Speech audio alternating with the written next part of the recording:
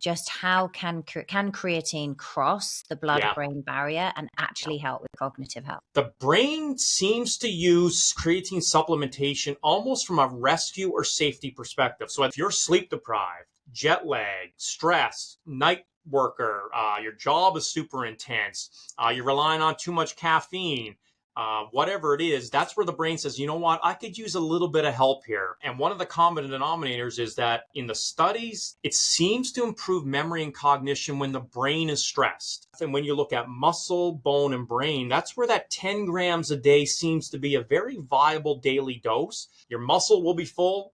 That checks the box for bone. And it also likely checks the box for brain, because there was a good study showing that 10 grams doubled the amount of brain creatine content compared to 2 and 4 grams a day. Darren, I am super excited to have you here today. I've been looking forward to this for some time. You've probably seen me post a number of times, I would say, on my Instagram, all about creatine. I'm a big lover of it. It's made a huge, huge difference to me on many levels. I'm really excited to dive into the science. So thank you for joining us today. Yeah, no, thanks for having me. I'm excited to talk to you about creatine for sure. Yeah, amazing. Amazing. Well, you're like the world expert on creatine, so it's great to have you here. So many places that we could start. Let's start with the traditional kind of narrative around creatine, which is how it helps to support muscle strength and power and performance in exercise. I think a lot of women, first up, do still worry about the fact that they're going to get puffy and bloated. That used to worry me, actually, because in all honesty, when I first took it, that was my experience with it. It's not my experience having used it now for a long time. Should we start there? What are the benefits from an exercise physiology perspective? What can it give us?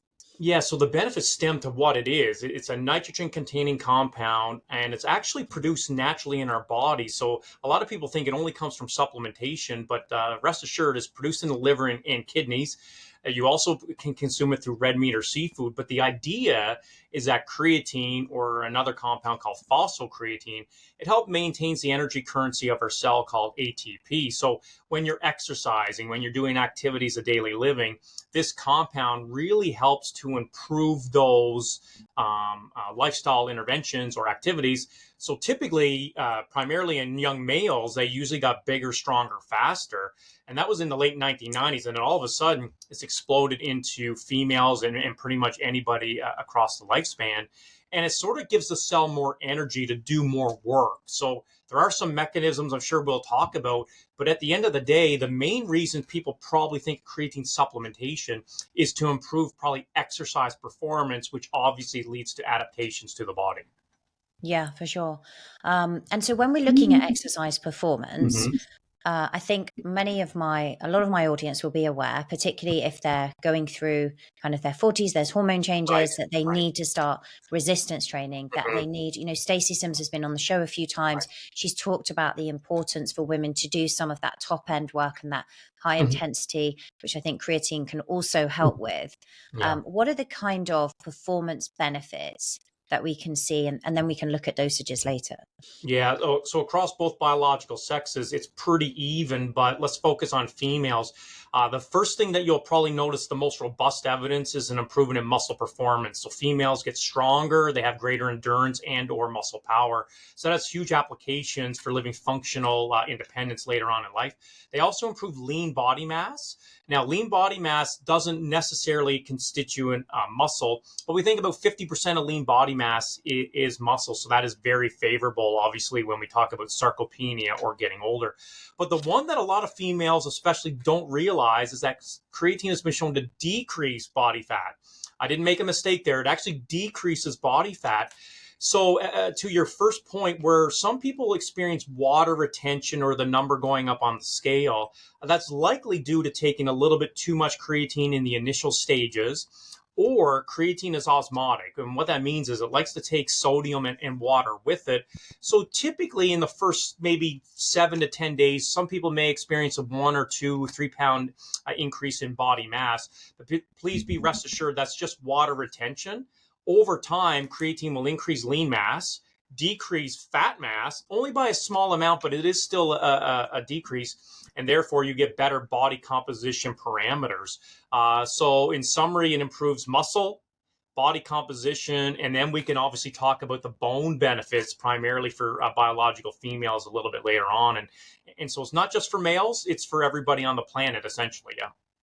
And when we're looking at that water that's kind of coming Yes. in, one of the things we can look at is we do something like an in-body scan or something Mhm. like that.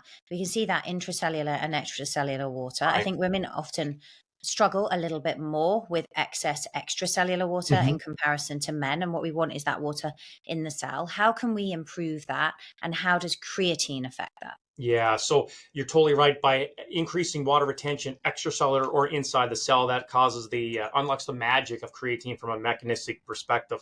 So it's a myth to drink more water with creatine. It's not absolutely essential, but it is advised because hopefully you're taking creatine and exercising. So obviously that's a beneficial effect there. But one way to sort of offset the net water retention that some people don't like is I think a lot of people make an error in taking too much. So, for example, the loading phase is very common. It's 20 grams a day for about 5 to 7 days. That's typically only where we see this water retention or some adverse small effects. We recommend to take a lot lower dose and maybe divide that up into more frequent dosages throughout the day. So, for example, if someone says, I just want to start with 3 to 5 grams a day, that's totally great for muscle. I would advise you can take it all at once or divide that up into two smaller dosages in the morning and afternoon. And that really seems to decrease any of the chances of the adverse chance of water retention. But again, the idea with creatine is it likes to trap water, and that actually seems to be a signal to some of the benefits to the cell. Right. Okay. Which actually, I mean, in terms of like when you're looking at aesthetics, that's actually going to Mm-hmm. improve the look, right? Particularly with 100%. aging, because if you're Yep. filling out a little bit of Yeah. water and you don't want like wrinkles and things like that, it's actually going to make you look better. Yeah, and think of this as if we're putting more water in our muscle, which is primarily a muscle a water-loving tissue. The muscle will swell. And that turns on a whole bunch of beneficial signaling pathways and proteins and growth factor. You don't want your muscles to be dehydrated because of that decreases the metabolic efficiency. So when you're taking creatine and exercising, think of if you do experience a little bit of water retention, it's primarily inside the muscle, which is fantastic. And that's why bodybuilders can definitely take creatine before going on stage. They seem more vascular.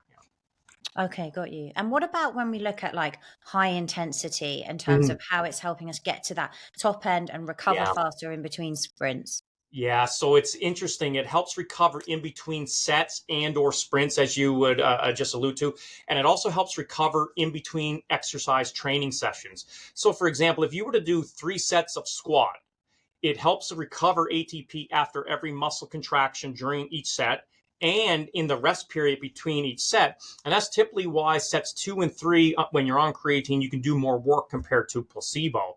So therefore, in each session, the individual can typically do more work. That's either lift more, do more reps, or whichever. And then it allows the muscle to recover quicker to get you back in the gym or on the track, whichever it is, more frequently.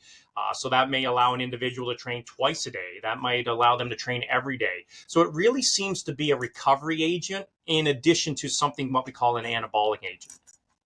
Really interesting, because I would say that's something I have noticed. I've been able Mm-hmm. to really increase volume, both Yes. in terms of the number of sets, Yep. but also the amount of times I can train.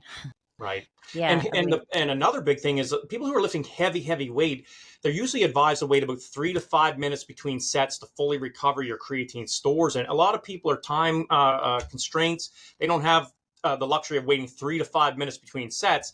Creatine speeds up that recovery process, still allowing you to have benefits. So that may allow an individual who's very busy to get a really good workout in a shorter period of time and still get the benefits of that session. Oh, so you can actually shorten those rest periods, which That I've heard that women actually can recover faster. Is there truth to that than men? it's in theory it comes down to that's more of a fat premise from an aerobic type of perspective, but when it comes to creatine kinetics, there's not really a big sex difference with the kinetics. The only thing we see a difference is with aging. I think older adults have reduced creatine stores in the larger muscles of the body, so therefore older adults might need more. And I'm sure today we'll talk about the differences in dosages for bone and brain. And it is evolved. It's not one dose fits all per se. It has evolved, and I sort of look at the different tissues of the body while the individual's taking it. Okay, to determine the dose.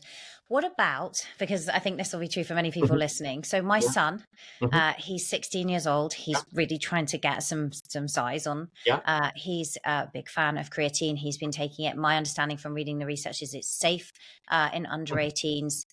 What would be, I was chatting to him and he's kind of read about the dose of zero point Mhm. 0.1 grams per Yeah. kilo of body weight. Is that for exercise performance or for other benefits? What would you say to Yeah. any of our members listening to this, who our audience, who basically have teenagers who are looking at taking it? What are the guidelines for that?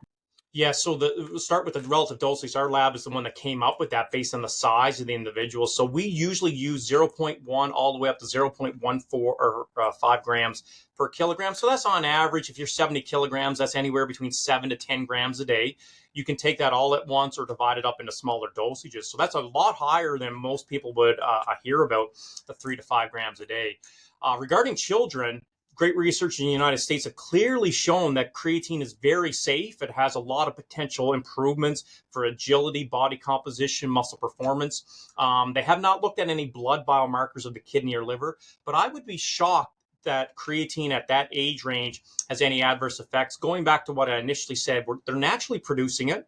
And if the body doesn't like it, it simply excretes it down the toilet. So I argue I struggle to find anybody on the planet at any age that why they can't take creatine because they're already producing it. It's kind of like saying someone can't consume protein. They're consuming it at all ages, so it's the exact same principle to that. Yeah. Because a question I've had a lot on is like, what about women who are pregnant? Mhm. Can they take it? Yeah. So a caution obviously goes out to any medical condition. I think that's the big thing. Make sure you talk to your general practitioner. But just last month, I came back from Munich, and Stacey Ellery out of Australia is the world's leader on creatine and pregnancy and fetal growth. And she's shown in the animal model, and now she actually has human models working with this from a pregnancy standpoint, and it seems to have a lot of profound benefits. And Stacey will be the first to tell you, anybody who's pregnant or thinking of becoming pregnant, make sure they talk to their medical practitioner before they take it. But the dosages don't change. There's no adverse effects right now. If anything, it has potential benefits to improve bioenergetics, not only for the mother, but for the fetus and the placenta. So there's a lot of hope here and a lot of potential. But again, I'm not a medical doctor. If someone is pregnant or thinking of it, make sure you talk to your medical practitioner. Just make sure creatine is right for you.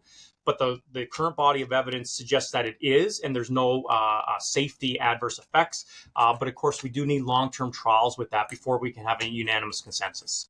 Yeah. Okay, great. Thank you.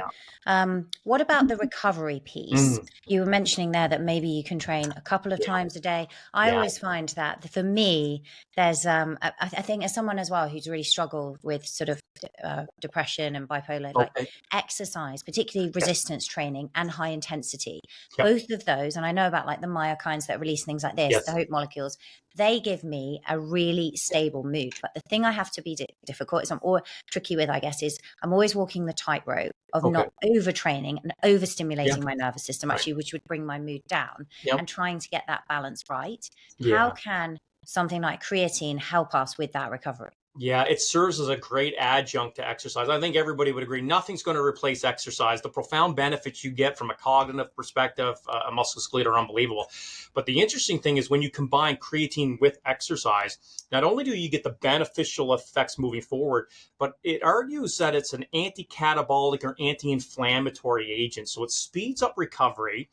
You mentioned depression and anxiety. Some phenomenal researcher coming out of Utah showing that individuals with clinical depression, when they added creatine, they got a substantial benefits. And when you look at all these mechanisms, it seems to decrease inflammation or oxidative stress in our cells, especially as we get older. So it has an ability to recover the cell better. And then when you look at exercise, some excellent work using long duration aerobic exercise like Ironman and triathlon has clearly showed that creatine reduces proteins involved in inflammation. So it'll allow that body to sort of recover quicker to get back to excessive volumes of training. So creatine is not just for weightlifting anymore. It seems to have application for aerobic and cardiovascular exercise as well. But to your point, it seems to have that anti-inflammatory mechanism, which seems to recover our cells and or our body to allow us to get back to exercise quicker. Interesting. And so I guess there's obviously injury risk with too much in exercise, but also looking at kind of the nervous system Mhm. and monitoring HRV. You obviously have like so much knowledge in terms of exercise physiology. What would you say when someone's looking at their recovery rates Mhm. in terms of them tracking whether that volume is becoming too much? Because we've got to look at all the life stress Yeah. as well. I Yeah. know that you see like a short-term dip in HRV, but hopefully the long-term trajectory, Yeah. we're always fighting aging, Yeah. but is that there's an upward trend. Yeah. What do you look for in terms of that, and what's acceptable in terms of dipping down and how much someone can take? Yeah, that's a phenomenal question because we have so much data on weight training. You can easily measure that by getting stronger, more repetitions, and adaptations in the gym. Regarding cardiovascular effects, we don't have hardly any data looking at heart rate variability. There's been a few studies looking at endothelial function in older adults, but that's more from a rehabilitation perspective. But to your question about can you exercise too much and creatine comes to the rescue, it's likely it can help, but I don't know if it would overcome the overtraining syndrome. So I think it's subjective to each person, but we don't have a lot of data in that, and that's a very interesting question. Yeah. Interesting, thank you. And what about for people, you saying like obviously we make it ourselves, so it's kind of Hmm. almost like a conditional amino acid. What about vegetarians and Yeah. vegans? Any reason that they should take more, or? Yeah. Yeah. Some of the best lines of evidence support vegans, vegetarians, and those on a plant-based diet. So, as I initially mentioned, you can get a small amount of dietary creatine, but it only comes in red meat and, excuse me, seafood. So, about 1 to 3 grams at most. I think if you're on a carnivore diet, you're getting about 3 grams, but everybody will raise their hand and say, I'm a vegan. They're not getting any habitual dietary creatine. At most, their body is only synthesizing maybe 1 to 2 grams. So in those populations, the evidence-based research clearly shows a superior effect. When you get vegans and vegetarians who consume creatine in combination with exercise, they almost double the amount of creatine that was already in their muscle. They have about half the amount of an omnivore. So therefore, you're doubling the amount, and almost their muscle becomes so energized they can do more repetitions, heavier weight, and get those physiological adaptations. We don't have any evidence on vegans and bone with creatine, but we do have really good evidence on vegans from a muscle perspective and actually from a brain health perspective. Vegetarians do respond very well to creatine from a cognitive and memory perspective. It's really exciting, really exciting It's for people super listening. exciting. I think the Yeah. neck up, pregnancy, and anti-cancer are the three big areas you'll start to see emerging. Our focus is on healthy aging, but now it seems to have a lot of global benefits to a lot of different populations that we didn't actually think creatine had relevance for. Yeah. When you say anti-cancer, as in it may be protective against you ever getting cancer? Potentially from cellular data, it looks like it has where it's an anti-inflammatory or anti-catabolic agent. It seems to reduce the chance of malignancy growth and or where it's an anti-inflammatory. It might have benefits for those with cancer and rehabilitation to maybe help maintain lean tissue mass or functionality.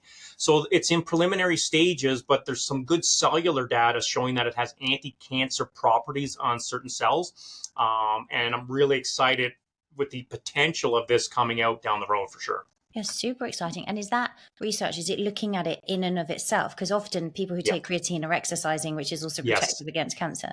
Yeah. In the cellular data, obviously those studies are easy to do just with creatine, but from a practical standpoint in humans is usually combining with exercise. Yeah. Yeah. Okay.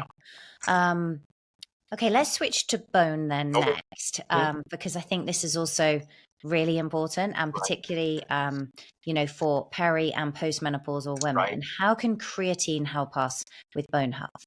So there's been about 15 studies in total. Some are equivocal, others support it, some don't. But the best lines of evidence suggest that in combination with exercise, and I can't stress that enough because there's never been a study where creatine was taken by itself that had bone benefits.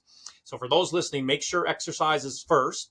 And then when you add creatine, about 8 grams seems to be the minimum. So quite a bit higher than what's needed for muscle.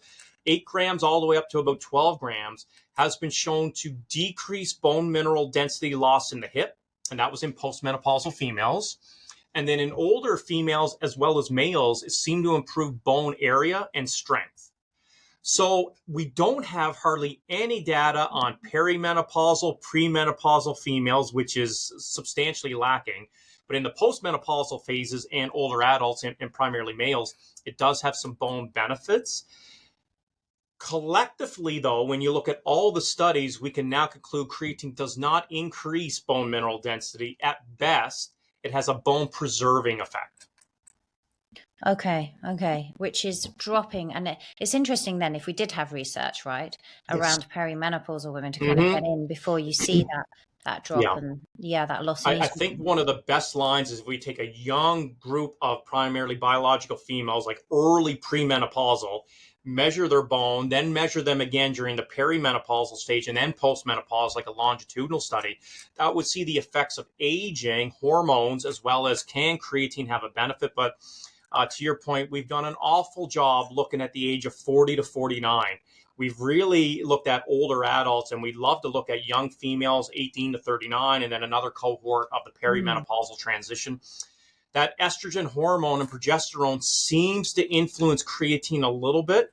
Um, Ironically, females don't experience the rates of muscle protein breakdown nearly as well as males. And we don't know why that is. It's the only logical reason is maybe estrogen is having an influence there. But I think from a biological sex perspective, we have a lot of data on males, but we don't have a lot on females. And I'm really excited to see that area emerging. And I think it's a main focal point. Yeah. How do you mean there that you don't have the same benefits of muscle protein breakdown? Yeah, so males seem to decrease protein breakdown way more than females. And what I mean by that is when males take creatine, they sort of decrease protein breakdown, almost creating a more favorable environment for muscle growth.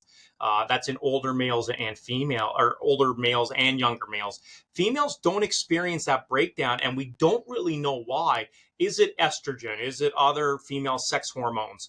We just don't know that, and that's an area of future research. So males might respond a bit better than females, but not by a lot. And one of the reasons there, we think maybe estrogen fluctuations are playing a role. Abby Smith-Ryan doesn't really see big fluctuations with the menstrual cycle, but maybe hormones might play a role there. Okay, so because some of the stuff that I'd heard about and looked into, and like when I'd interviewed Dr. Stacey Sims, is that women are more catabolic and that they shouldn't train in a fasted state. They're more prone to breaking down muscle, and so actually having some protein before. But are you saying that they don't break it down quite as much? Well, actually, females oxidize more body fat. Males oxidize more muscle protein. So in a fasted state, the female is going to be oxidizing more triglycerides or fat. Unfortunately for males, they have more protein. They oxidize greater amounts. So females will obviously, when it comes to training, they can train fasted. They don't experience the decrease in protein breakdown on creatine like males do. So therefore, I see what you're saying. Okay. So creatine doesn't have the same benefits for women. I've got you as from in a protein insofar as breakdown perspective. protecting against breakdown, but maybe they're not having as much breakdown in the first place. Right. And the other thing is, although both sexes increase lean body mass, males increase a little bit more. Now, the caveat with lean body mass is there's a lot of other tissues, not just muscle. So is it more water retention in males? They might have larger muscle to start with. Is it more fluctuations in blood? So those are areas where when we measure lean body mass, take it with a grain of salt. We need to do a lot more new studies on 3D imaging, MRI, D3 creatine to look at muscle. And there's only a few studies that have looked at muscle biopsies. Yeah. And when we're looking at measuring bone, is DEXA a good way of kind of sort of estimating how good your bone density is? Yeah, the majority of studies use DEXA. Now, DEXA is great. The only issue with DEXA is that the standard error of measurement is about 1 to 3%. The problem with bone is, though it does turn over, it takes a very long time. So that's why a lot of bone research is scarce. It's very expensive and takes a long period of time. And to get a 1 or 2% increase in any of our bodies from a DEXA measurement could take years of training. So the caveat is that some of our studies are underpowered because if there's about a 1 to 3% error in the machine, you need at least that and more to get a treatment effect. So that's why a lot of studies are underpowered, or we usually have a lot of caution saying it showed benefit, it did not overcome the error. Maybe longer term studies are needed there. So that's the problem with bone. Whereas in muscle, you can do a 6-week study and see noticeable effects. Okay, got you. It's Yeah. interesting because I guess for people listening, like I always thought the more that I can build that and the stronger I can be going into Mm, perimenopause, the better. And actually yes. in terms of the bone, when I looked at DEXA 2 years ago, it was Mm, above the yeah. level, which is quite nice. Yeah. I don't know. I'm interested to go back and see what's Yes. happened now. Yeah, I agree. It's massively important, and start as early as you can. So if there's any females watching and they're 15, 16 or younger, please start lifting weights or doing weight bearing exercise. Try to build up muscle and or bone as much as you can, because when the body starts to deteriorate, you're going to have a lot more. So therefore you can offset the rate of muscle decline, strength loss, and osteoporosis and osteopenia. So it's never too early to start. Try to get in there and lift things as much as possible. Take the stairs, don't take the elevator, carry the groceries. All these little things add up. The more things that pull on muscle will pull on the bone throughout the day. And so there's a big area called the muscle bone crosstalk. We see muscle or body in the mirror. We never see our bone, but keep in mind, it's a really important tissue that we need to favor and Hmm. pay attention to. Yeah. And do we need to do any kind of plyometric stuff for that, or is just the resistance itself enough? Resistance is great. Plyometrics is great as well. The more variety, the muscle will respond, but the bone actually responds quite well to load and variety of vectors. So anytime you can do something that's weight bearing to the body, great. Like running on a treadmill will be better than cycling, because obviously the ground force is there. So anything that's weight bearing is going to be beneficial not only to muscle, but obviously bone tissue as well. It's interesting, isn't it? Because I think of my daughter, she's 13 and she's like hugely into gymnastics. Okay. Yes. She Oh, does kind wow. of 6, 7 hours of gymnastics a Yeah. week. And I think she must be building good muscle and bone. They have some of the best bone mineral densities across the Really? lifespan and muscle mass. And obviously, because they're always putting weight on the body, holding poses, Mm, ground forces. So if you look at bone mineral density and muscle mass in gymnasts, it's very, very high, if not some of the highest. interesting. And what about when we get to the point of like, is there a point that we get to where we're now just defending what we have, if you like? Yeah, unfortunately, around the 40th birthday, that's where the body says, okay, let's sort of change a bit. It really accelerates after the fifth decade. But the biological process of aging, there's clear evidence that sarcopenia, I think a lot of viewers have probably heard that. That's the age related reduction in muscle mass, strength, and functionality. Coincides with bone related diseases and frailty. So the 40th birthday onward is where the body starts to deteriorate a little bit. It does accelerate after the fifth decade. And of course, when we get 60, 70, and 80, we don't want that. We want to come up with interventions, ideally non pharmacological, to make us live longer, free of disease. Exercise has to be number one. You could argue exercise has to be number one, two, and three. Right after that, though, adequate protein. I think still today, a lot of people are not consuming enough quality protein. And then consider creatine, if you can, to give you that synergistic effect of those two interventions. Yeah. Okay, great. Thank you. And do you think things like red light therapy can make a difference to bone? Not The evidence on all those things seems to be a little questionable until I see randomized control trials. I don't know much about that, but so I can't really comment on that per se. I know a lot of people will do it to wake up or for skin health. It's Mm, kind of like collagen, but I haven't seen anything on that and bone health, especially. okay, interesting. You mentioned there for bone health, 8 grams to 12 grams. I'm Yeah, thinking like the typical, like very typical postmenopausal yeah, women is somewhere in the region of 60 kilos. If we yeah, went on that zero point 0.1 yeah, gram per kilo, that would only be 6 grams. So you're saying they can yeah, actually go above that if they're yeah. trying to protect bone health?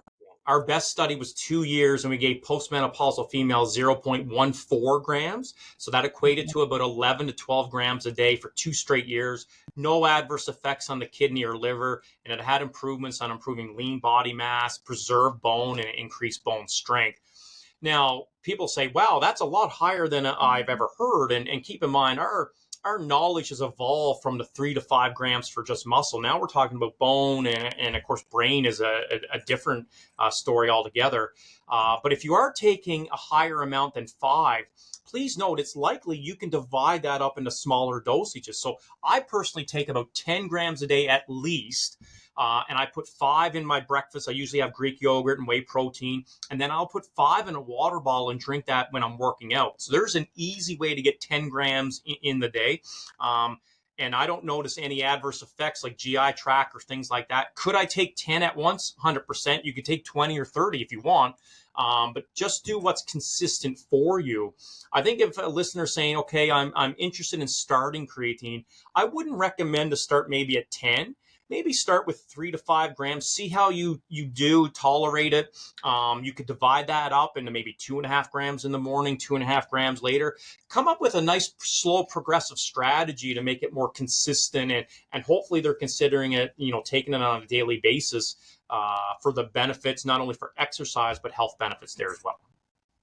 When you're talking there about like tolerating it, that's Yeah. interesting to me, Yeah. because we talk a lot about creatine monohydrate, and then Yep. you can spend a few more pounds or dollars to get CreaPure, which I've heard is like water wash, but certainly it seems gentler on the stomach, and the other Yeah. one's in some kind of acid. I don't really understand that. Can you Yeah. explain for our listeners? Yeah, so CreaPure is the world's leading type of creatine monohydrate. It has GRAS status. That means it's generally recognized as safe by the FDA. It's third-party tested. The purity is almost 100%, if not, it is 100%. So it's the highest quality creatine monohydrate. Allschem also has another product called Creavialis, where it's really micronized. It's very fluffy. So when you mix it in water, it almost dissolves completely. Whereas CreaPure will have a little bit of grittiness if you were to drink it in water. If you put it in food, you don't notice any of the differences. And again, that's a really important point that I made. I didn't disclose. I serve on the advisory board for Allschem. But when I talk about creatine, I'm only talking about monohydrate. All those other forms out there that people hear of, they're more expensive and they've never been shown to be better. And the safety is the most important. The safety of creatine monohydrate is exceptional. We do not know the safety of all those other marketed forms out there. Yeah, I wanted to talk to you a little bit about those, because there's some other forms. Like, for example, I've heard that, I can't even pronounce it, guanidinic acetic acid, Oh, GAA, is a direct yeah, precursor, yeah, and that has been shown to increase musculoskeletal creatine, I think, by 16.9% right, versus 2% for monohydrate. And then we're going to come on to the brain later, but a 3.9 times mhm, higher in gray and yeah, white matter. Is that, and it seems to be used synergistically alongside right, CreaPure right, to increase it even more. I was yeah. curious as to what you thought about that. Yeah, so GAA is guanidinoacetoacetate. It's the precursor in our natural synthesis of creatine from the kidney and liver. So that's why it is a very viable surrogate. And when you combine creatine with GAA and or GAA itself, it has beneficial effects in getting creatine into the muscle and or brain. And my colleague Serge Ostiak in Norway is the leader in GAA research. And that is a good surrogate of creatine there. It's really beneficial for those children born with creatine synthesis deficiencies where they may be lacking this enzyme. So that's why GAA can be beneficial. But pay attention to that one coming up soon, especially for brain. Trying to get more creatine into the muscle and or brain more specifically. GAA will be a hot topic area coming out for sure. Yes. Yeah, it's really interesting because I've been testing it. Okay. I know Kyle, the founder of Level Up Health, and he Okay. makes peptides, and he's put together this amazing creatine stack. And I used to take like basic creatine monohydrate, Yep. then I went to CreaPure, got better, but I would still get sometimes, particularly if I was a bit sleep deprived, I would feel Mhm. like, oh, it wasn't quite giving me enough. And we can talk about sleep in a moment and the Yep. dosages and brain. But then I moved on to his one with Mhm. the GAA. Yep. And I have to say, like, the brain benefits that I'm Yeah. experiencing are really markedly different. Like, Interesting. Yeah. I can Yeah. really, really feel it. And it's like, Yeah. it's my go-to now in the morning. Yeah, the Um, physiology is there, and then of course we need the evidence to suggest is GAA and creatine together better than creatine alone or GAA. There's some preliminary data that says GAA really helps get it in. It's like carbohydrates to skeletal muscle. Then the question is it actually better or worth adding it in? But if you've experienced in that, I have heard that before from other people. So I think pay attention to GAA. It's an interesting compound for sure. Yeah. yeah, really interesting. And then the other ones, I mean, I think the other thing to mention here for people that are looking at GAA with it Mhm. is, my understanding is to make sure that it has trimethylglycine or something like that, because you need to support the methylation pathway. with Yeah, GAA? creatine takes the methylation from homocysteine natural synthesis. So when you're adding in GAA, which is a natural precursor in the process, there might be some other things to consider. Again, Serge would be the best person to talk more about GAA on that, and he'd be Okay. great to bring on your show and talk about the benefits of that molecule for sure. Yeah. Oh, amazing. Maybe you can give me the details Yeah, after. yeah, That for would be sure. Yeah, really cool. absolutely. Yeah. Thank you. Yeah. And then there's some other forms like creatine HCl, Yeah. creatine magnesium chelate. What are those? I would really caution your viewers to consider those. They've never been shown to be safe and more effective than monohydrate. And I think, if someone's considering putting a supplement in their body, I know creatine monohydrate's been around since 1832. It's a little boring. It's that white powder, and we're always looking for something new. But I'm a strong proponent against all those other marketed forms that just don't hold the weight from a scientific perspective. So monohydrate is the only one we would consider from an evidence-based perspective. Yeah. Yeah, and then thinking about this precursor. Yes, exactly. With the safety, it's not that you have particular concerns, it's just that it's not been proven over a long period, right? From GAA From perspective, No, from things like the creatine magnesium chelate or the creatine HCl. Are there yeah, the safety issue concerns? is if the body's going to like it, it has to be creatine for sure. So can those new types get through the GI tract, remain intact, and when it gets into the blood, can it get into our cells? Creatine is very specific. It has a doorway, a creatine transporter, SLC6A8, that only will allow GAA and or creatine. So that's my first question of these new types that are out there. Did it get into the cell? And if it did, is it better than monohydrate from a cost perspective or safety? So the safety profile of monohydrate is exceptional. We have no clue about the safety of all these other types. Okay, interesting. So I think it's a good time to switch gear into the brain because I saw the Yeah, extra brain benefits with sure. GAA. Yeah. And I think let's start with, first of all, just how can creatine cross the Yeah, blood-brain barrier and yeah, actually help with cognitive health? yeah. So the brain makes its own creatine. The muscle doesn't. So the muscle acts as a vacuum. It basically sucks in all the creatine from the blood. The brain says, hang on, we make our own. We don't need what's in the blood. So one of the big issues with supplementation that we've found out is that creatine can get through the blood-brain barrier, but it's really slow. It's like the blood-brain barrier is there for a reason. It doesn't like it. It can take it in, but it's really slow compared to muscle. If anything, it's half.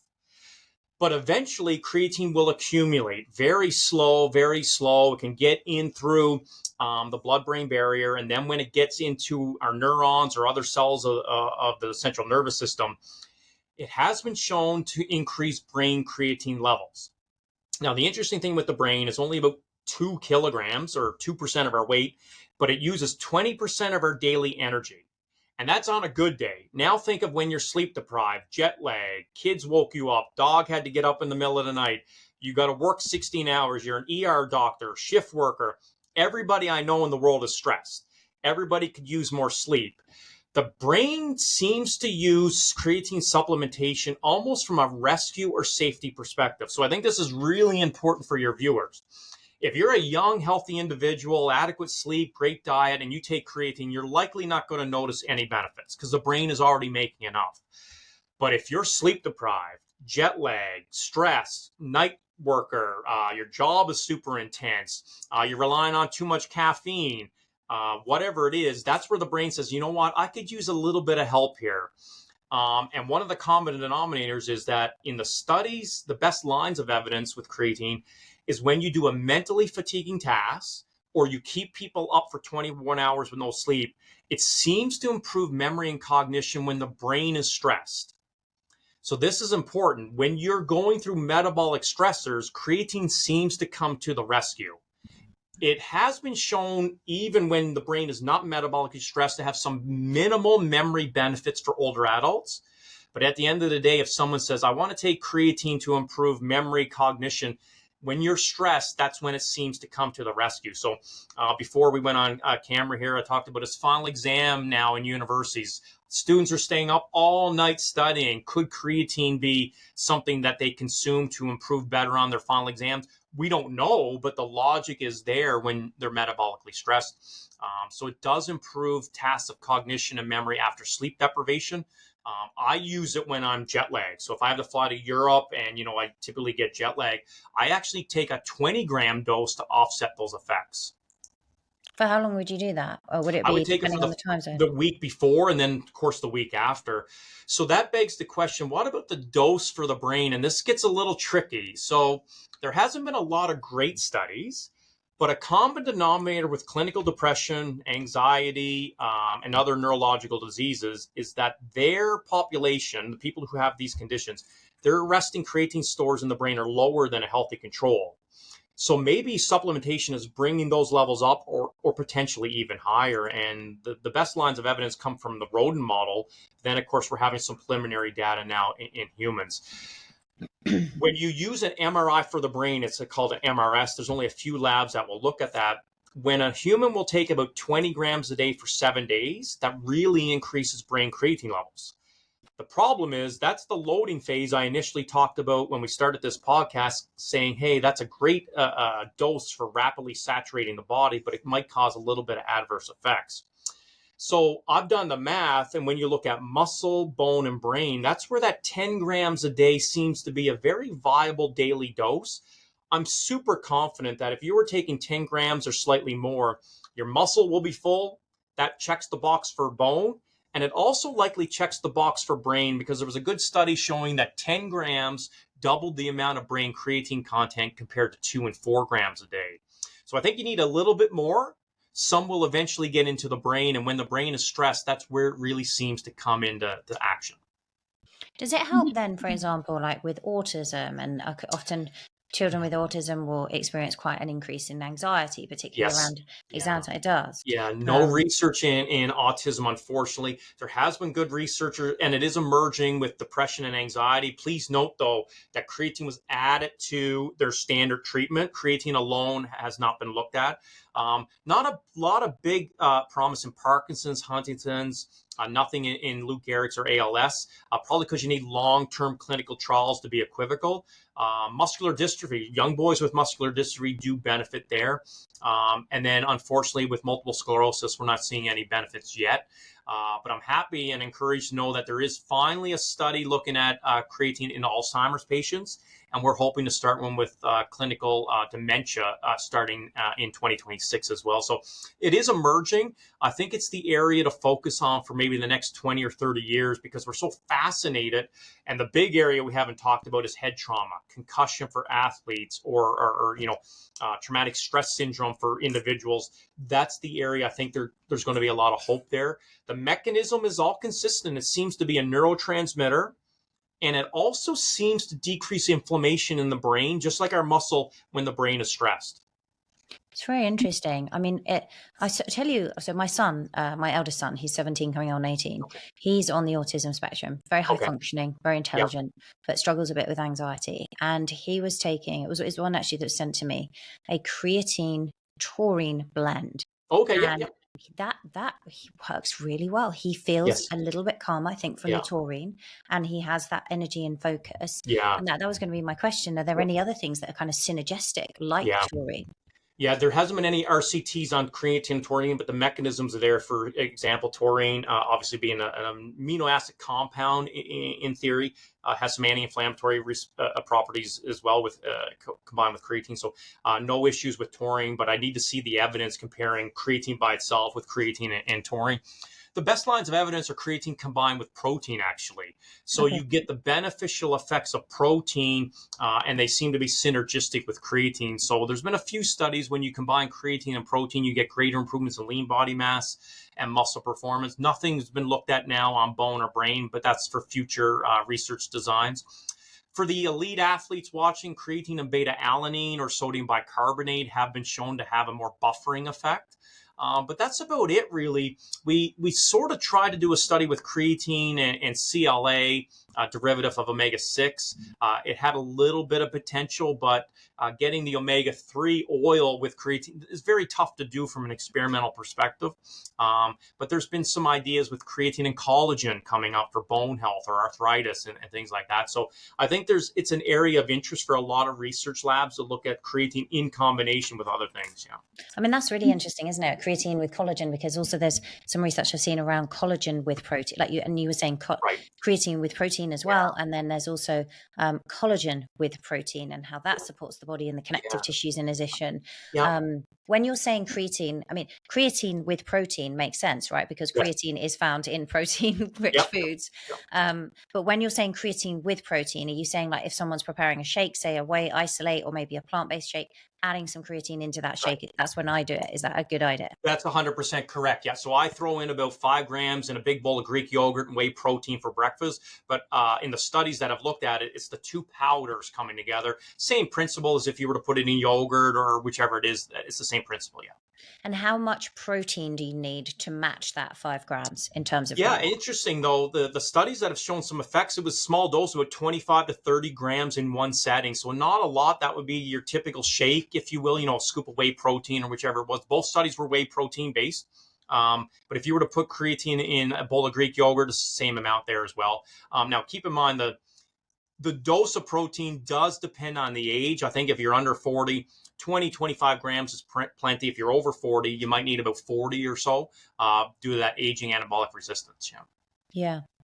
You know what's really interesting to me, and obviously I'm not a scientist, so you might just absolutely laugh at this, but when you were looking at creatine in the brain and how it could improve, right, if someone was taking enough creatine, and the studies that were being done around kind of mood stability and things like that, what's interesting is when you look at serotonin and experts that I've had on in relation to gut health and neuroscientists, because 90% of the serotonin is made in the gut, but that's not getting across the blood-brain barrier. However, through the vagus nerve, when the gut feels happy and there's sufficient serotonin, which also helps with motility, it seems like that then communicates for the brain. If it has enough tryptophan and stuff and the right, steps to convert it, it will then make its own serotonin. I was just curious, do you think there's maybe a link there coming through in terms of what the brain's doing in response? So I'm aware of one paper looking at creatine potentially improving gut health. It's a very interesting idea there. And one of the most fascinating, probably in the last 2 years, is that creatine is now acting not only as a neurotransmitter, but a neuromodulator. And it's seeming to have an interaction with dopamine and serotonin. And that's why we think it might have huge applications for clinical depression. That's the idea or premise, is that unlike SSRIs, it can actually sort of modulate or sort of kind of be like caffeine as an adenosine antagonist to the brain. It'll make you alert. It seems to cause more of a stimulating or pleasurable effect. And when you talk to people with clinical depression in the papers, it seems to improve their mood symptoms. They don't need to rely on so much drug dependency or medication. So their self-efficacy goes up, self-esteem. So super fascinating. And I think that'll be a huge area of research. I do know there's a group out of Utah, a psychiatry group, that has been looking at creatine, and there's a lot of excellent data coming out of there as well, especially with clinical depression. Really interesting. But you're saying in terms of like dosaging it to help with the brain at the moment, the preliminary research seems to be that you would stagger that across the day. So like if someone, I mean, you make a good point with exams, right? Both my boys are taking their end exams, which are really important. They count. Would they, and they may not be getting enough sleep, someone who's working hard, jet lagged, would they be better off splitting that across the day? Yeah. So just recently, a great study out of Germany showed that a massive bolus dose, I think it was about 30 grams, can be consumed one setting and have some brain beneficial effects on memory and cognition post-sleep deprivation. But I don't know if 30 grams is viable in a single dose. I think that's a very lot for people. I see no reason why you can't take smaller, more frequent dosages, because unlike caffeine, creatine does need to accumulate in the tissues. And if you have a more steady state throughout the day, I think you'll get beneficial effects. And I think if you're looking at those higher dosages, more frequent, smaller dosages is more plausible for people. And in the studies that showed those beneficial effects. 20 grams a day for about 7 days was the minimum. There's only been one study in people with long COVID at 4 grams a day. It did accumulate in the brain after 3 months. So I think if you're taking smaller dosages, that's fine. Just be a lot more patient. I think a little bit will get into the brain when you need it. If you take a bit higher dose, that might get in there a little bit more. And that's personally why I've doubled my dose, at least 10 grams a day. I'm now trying to hit the whole body, not just musculoskeletal. So if you've got somebody who's training, like my Mhm. middle son, he basically he likes to do his revision and then he'll go work out in the gym and do Yeah, resistance training. yeah, You could argue that the muscles are gonna like rob a little bit more of that creatine, right? Because they need them. And so maybe there's an argument for an increased dose if you've got exam revision, the brain's yeah. using a load, and then the muscles are Yeah. using a load as well. 100%. I'd almost double it. There's no reason why there's no adverse effects. We're not seeing anything. A massive paper just came out on the safety. I think the average dose was 12 grams, no greater effects. So if your son happens to be taking 3 to 5 grams a day and he's maybe 70 or 80 kilograms or whatever he is, I see no reason why you can't increase it. We have so many studies out there now showing no adverse effects, superior benefits with higher dosages. Yeah. Up to 10 or 12. And what about any argument that we talk about the fact that it can help with sleep deficits? If you're Yes. staggering that dose, would there be any benefit to taking it before sleep? Could it improve sleep Yeah. outcomes? Yeah, we just published a paper last year in biological females who were exercising. And when they took 5 grams a day for 6 weeks, on the days they trained with weights, it was 2 days a week, they actually improved sleep duration by an extra hour, and it was statistically significant. So we think it has some benefits to exercising and maybe causing the body to sleep a little bit more for extra recovery, getting you ready for the next thing. So not only does it decrease sleep deprivation, there's some evidence to suggest it improves greater sleep quantity.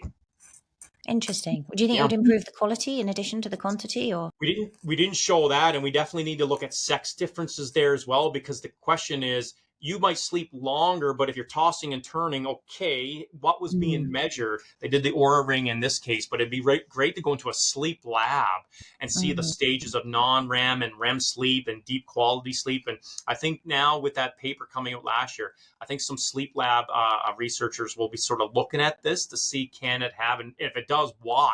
We don't know why it does. We did not measure any mechanisms.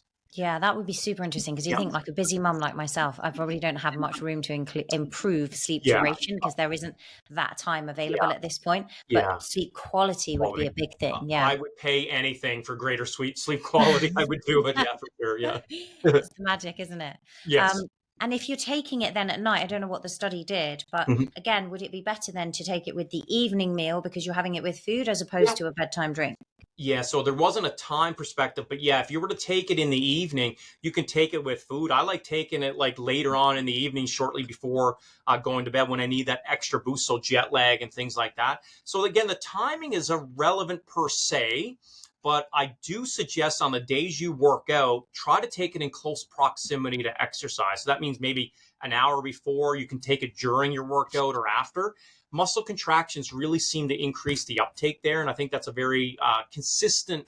Think of creatine as a recovery or reward for you exercising. It really will help you, allow you get back to the gym or whatever it is. Yeah. Okay, interesting. So either before, during, or post training Yeah. is a good time to take Yeah. it. And again, you Um, can take it at any time, but I like taking it in close proximity to exercise. yeah, I take it. I take it straight after. Actually, that's interesting. Menopausal women, perimenopausal women, we talked. I mean, it seems to be coming through. I mean, so many benefits, right? We Mm. see that they have higher rates of Right. inflammation. You're saying it reduces inflammation. Yeah. They get brain fog frequently, the brain energetics. We've talked Yeah. about there's improvements there. They can get increased anxiety, low mood with loss of estrogen. Seems like that could also help to Yeah. support that. Are there the bone stuff? Is there anything else that we're missing for the perimenopausal woman that she I might think the benefit? big one is the decrease in body fat. I think there's a transitional Yeah. thing so that's a huge one. I think a lot of people, especially females, say, "Oh, the number on the scale went up. Please note it's water." And over time, with exercise, body fat might come down, and those are the big things. The area we're really curious of is if we did look at perimenopausal transition, imagine if it had applications for decreasing falls and fractures later on in life when the bone is really under attack with the cessation of estrogen. And those are clinical population areas we're interested in. But I would love to do a lot more research in that perimenopausal transition to see really what's going on. And exercise is foundational. Can a nutrient cause some beneficial effects? That would be great to test.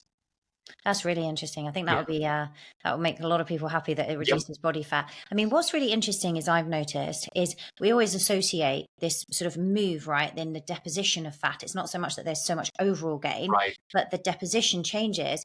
And I take creatine daily. It's like, because I swear by it. And my visceral fat rating is the lowest. It's on a 1. And I'm Okay. curious, which is Yeah. great, right? Because it's such Yep. very common that women would accumulate that. And definitely, if you say, is it genetic and family history? I have a Right. strong family history. I'm half Lebanese. They generally, that area of the world, tend to get Okay. more abdominal fat. So Okay. actually, it's really interesting. Do we think that the creatine, in addition to reducing overall body fat, could also play a part in reduction of visceral fat? Yeah, I wish we had that data. It was just sort of looking at overall distribution. In the rodent model, creatine has been shown to increase thermogenesis. So there might be some mechanism of why it could lead to a decrease. Again, the decreases are small, but they are still a decrease. So we don't necessarily think it's just improving lean mass, which increases your energy metabolism or expenditure. We do see some evidence in animal models that there's a thermogenic effect there. But we need to do, obviously, measuring subcutaneous versus visceral fat. We also need to look at intramuscular fats to see if it's being metabolized higher in trained people. So there's a lot of work in that area. Not a lot of labs are really looking at this, but maybe this might spark some interest in individuals to look at the mechanisms. Yeah, really interesting. Okay, and then should we just get rid of the 2 things that need to be debunked, because Okay. like everyone will want me to ask, even I think lots of people know this. So you've talked about the safety. It does not cause kidney problems, and No. it does not cause hair loss. No, so actually, this is great timing. I mean, people could see me, and I was going bald before I started taking creatine. But first off, there's no renal or kidney issues, even at higher recommended dosages. Safety papers just came out, and a paper that just got accepted regarding they finally actually measured hair loss. This myth goes all the way back to a hormone from rugby players about 30 years ago, and it had no validity to hair thinning or loss. And I know there's a study that has just been accepted, and it's coming out, where they actually measured hair follicle number, size, and cross-sectional area. I don't know the results, but that should be out in the press any day now. But to be honest, there's no evidence, there's no reason why creatine would cause hair loss.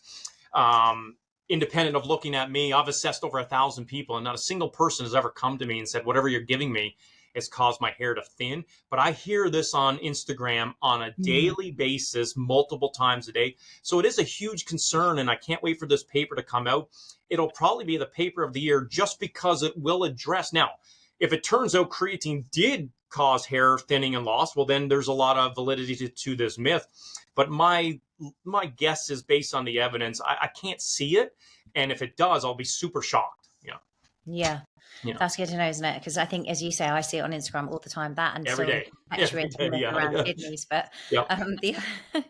I guess the reason I ask it is because for some women who maybe haven't been taking creatine Right. and are in perimenopause and are experiencing a drop in estrogen, and therefore their hair is thinning, and maybe even the drop in progesterone is reducing their iron levels, which is That's right. also thinning their hair, they could incorrectly associate the hair loss with the creatine that's just come in new. Do you know what I mean? Which Yeah, 100%. It's like when people say I'm suffering muscle cramping from creatine, I'm like, well, actually, it super hydrates the muscle. And then when you find out more, they're like, oh, I'm exercising now an extra hour a day, not drinking as much water. I'm not taking as many electrolytes. So there's so many correlations, but creatine always gets blamed for pretty much any adverse thing that a person's going through. Yeah. For so many things. Yeah. Some rapid fire questions then. So Okay. what can we do with it? Can we heat it? Can we put it in coffee? Is there a problem with that? Yes, so you can put in everything, but a little caution here with coffee. So some really good evidence suggests that the dose of caffeine might interfere, not coffee, caffeine. So if your coffee contains any more than 250 milligrams of caffeine, on the long term, they might interfere with one another. But the average small, medium, and even large coffee is well under that, so it should be fine. Okay, but it's not the overall consumption of caffeine across the day that could interfere with No, it. it It's seems to be the in that acute dose. dosage. That's correct. Yeah. Oh, Yeah. okay. Okay, got you. And then it mixes well in water, in yogurt. We've talked about Yeah. splitting the dosages across the Yeah. day for brain health, for sleep health. People can experiment with that, going Yeah. up to kind of 10, 11, 12 grams Yeah. for bone health and brain health. Yeah. Yeah. And then GAA looks like this Yeah. exciting new thing that, and Yeah. I'm definitely seeing the Yeah. benefits. Is there anything, I'm looking back at my notes because I have so many Yeah. here. Is there anything I haven't asked you that you think I should have asked you, Darren? No, we hit pretty much everything. Fat mass, bone, brain. It's applications for anybody. And I think in addition to exercise, so one thing is creatine is not a magic cure. It really responds in combination with exercise, but it is something that seems to have a totality of beneficial effects. Do you need the supplement? The answer is no, but the evidence suggests that to get the amount we're talking about is very difficult to do from your diet. So you may need to get a bit more. But please, if you are considering supplementation, make sure it's third party tested and make sure the compound that you're consuming is safe and a valid source of creatine. When you say the complementary benefits of exercise, right, Right. it's not kind of a magic bullet on its own. So, I have clients, for example, who, for whatever reason, medical reasons, they're not Mhm. able to do so much of the Okay. resistance work at Yep. this point. They might be doing brisk walking, for Yep. example. Will it complement something like that as well? Yeah, there's probably about a 10% of studies out there that have looked at creatine without exercise. You do get muscle performance benefits, so that's very beneficial. And you get also some cognitive benefits independent of exercise. So that is very nice. And there's some data with disuse or immobilization showing that creatine can maintain the size of our muscle and strength, even when you're mobilized with like a cast on your arm or something like that. So that has application. But for those that are, as you talked about, in specific cohorts, creatine can give some very small muscle performance benefits without exercise. Okay, even with just aerobic exercise. Yeah, or even if they did nothing, that's where some of Oh, the right. lines of Okay. evidence That's improve good muscle anyway. strength, endurance, and power. Yeah. And last question, if I want to be highly productive during my Yeah. day, would there be Mhm. an argument for, say, taking that 10 to 12 grams and just going, right, I'm going to drip feed it. I'm going to have 3 or 4 in the morning and then another set at lunch and then another set in the evening? 100%. Yeah, Mhm. absolutely. So, and the more stressed you are, the more demands it is to the body. So, if you were to take, say, I want to take 10, you could do 5 and 5. You could do all 10, or you could do 3, 3 and 4, whichever you like. Yep. Amazing. Yeah. Thank you so much. I feel like I've had a whole masterclass Okay, great. in Yeah, thanks for creatine. having That's me. been Yeah. incredible. Yeah, you are such a wealth of knowledge and resource. Thank you. Darren, how can people find you, connect Yeah. with you, learn from you? I know you're like super busy with all your Yeah. students and your papers Yeah. and your research, Yeah. but I'm sure our audience would love to do Yeah. so if I, you're I open to think that. Instagram is kind of the most popular. So at Dr. Darren Candow, I talk a lot about creatine research or other things out there to make people live longer, free of disease. So that's probably the best place. Yeah. That's the best place to keep up with all the research. Yeah. Yeah. Absolutely. Yeah. Yeah. For sure. Amazing. Thank you. We'll link to that in Yeah. the show notes. Thank you Great. so much for coming on today. It's been really Great. just super interesting. I'm Awesome. going to go over this one again and again, I think. Thank you so much for having me. Take care. Thank you, Thanks. Darren. Thanks.